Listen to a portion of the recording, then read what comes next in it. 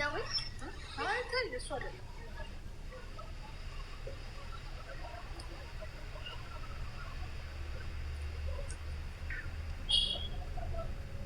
በኋላ እሷ አይደለች እንዴ? አሁን ደውላ ታወራለች። እሷ አልሰማችም። ይሄ ጥርሴን ምን ነው ሽቦ? እስቲ መቼ ቀን ይሆን እንደምትገላገዩ? ኧረ እንደው በጌታ ስም ምንድን ነው?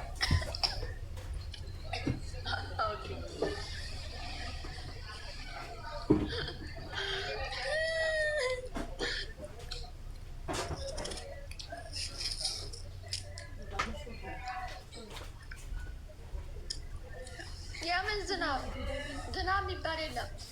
አንቺ የገዛሽልኝ ነገር ብርታት ሰጠኝ።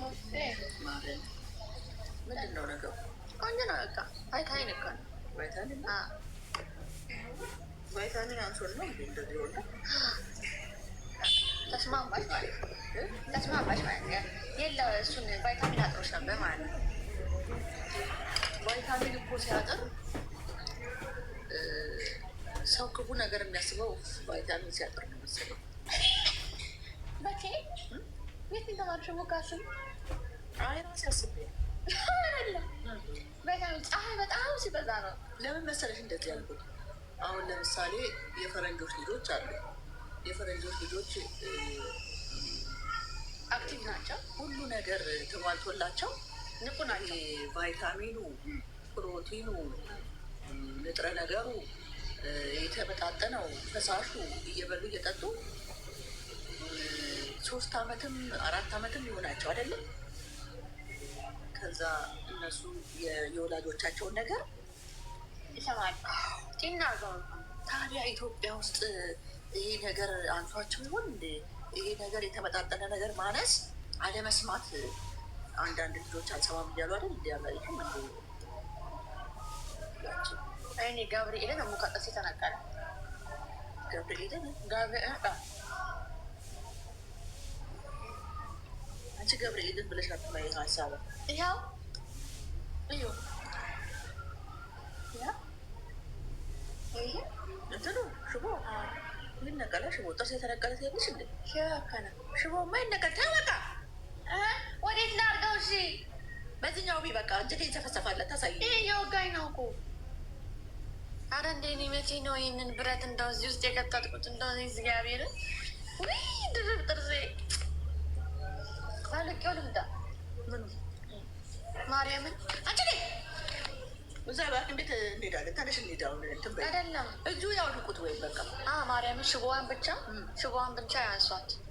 እኔ ግን አንድ ቀን የመረረኝ ቀን በፒንሳ ነው እንዲሚነቃ ቅለው እኔ ነቃቅዬ ቁጭ አርግሻለሁ። አንቺ አማኑኤልን እስቲ ንኪና ባለጌ። አሁን ጥሩ ወሬ ጀመረ። ሄድሽ አልነበር? ምን ነበር? ቫይታሚን አይደለም አለ ሩዳስ። አልሰማሽም ሲያወራ? ፀሐይ የበዛበት ቦታ ላይ ሰው ኩፍ ይሆናል። ብርድ ያለበት ቦታ ላይ ደግሞ የተረጋጉ ሰዎች አሉ አለ። አሁን ፀሐዩ ነው ከፀሐይ ጋር ነው የሚገናኘው እንጂ ከቫይታሚን ጋር አይደለም። ፀሐይም እንደውም ሞቁ ለአጥንታችሁ ጥሩ ነው ተብለው እና ታዲያ ለምሳሌ እነገሌ ቫይታሚን አይበሉም? እነገሌ ቫይታሚን አይበሉም ወይ ፈረንጆቹ? በቃ እኔ ምን ሆኜ ነው በእናትሽ ይፈታል። አሁን እኮ እንዳናወራ ያልኩሽን ቅድም እኔ ፖለቲካ አላወራሁም። ታዲያ ፖለቲካ ላይ ያሉ ሰዎች ቫይታሚን እኮ ይበላሉ። በጣም በዝቶባቸው ነው ክቡ የሆኑ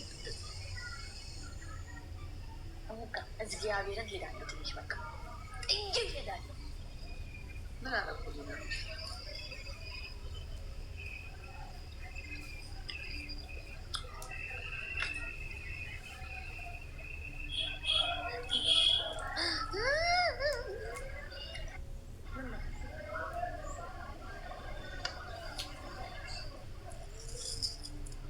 ወደፊት አሁን ሙካ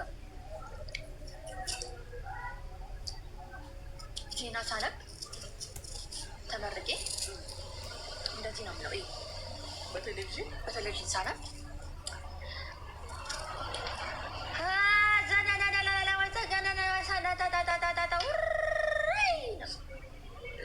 ያላየችን ያላየሽም ዜና አንብቧን ቦታ አሰረ እዚያ ለመጨረሻ ጊዜ ነው ገብርኤል ነው። እኔ እውነቴን ነው በስላሴ